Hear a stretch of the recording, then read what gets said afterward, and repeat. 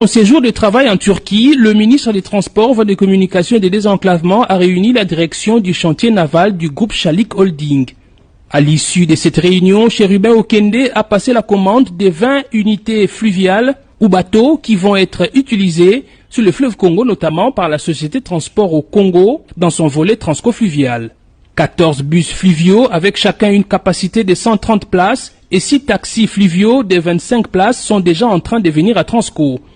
Le ministre Chérubin Okende, qui avait à ses côtés les DG intérimaires de Transco, a testé un taxi fluvial de la marine de la municipalité d'Istanbul, dont la directrice générale a fait le guide.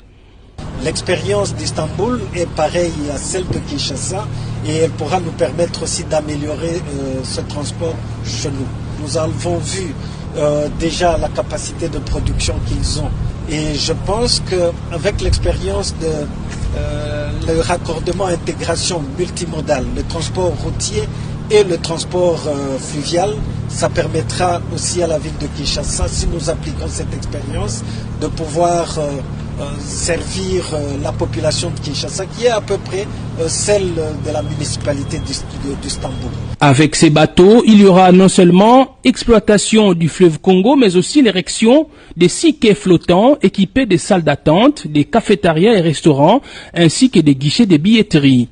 Chérubin Okende, qui a décidé de l'exploitation de la rivière Njili, veut obéir à l'instruction du chef de l'État Félix-Antoine Tshisekedi Tshilombo, qui veut que les populations de plusieurs quartiers et communes soient desservies par la rivière Njili, dont le premier bief part de l'embouchure jusqu'au barrage à l'usine de captage de la Régie des eaux, long de 8 km. Le second bief part du pont Njili jusqu'à Lembaïmbou, 6 km.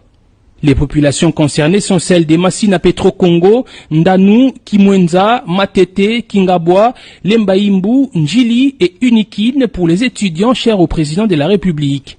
Des unités flottantes appropriées pour ce projet ont été commandées par le ministre des Transports. À cette même occasion, Chérubin Okende a négocié et obtenu pour la RVF une drague petit calibre multifonction capable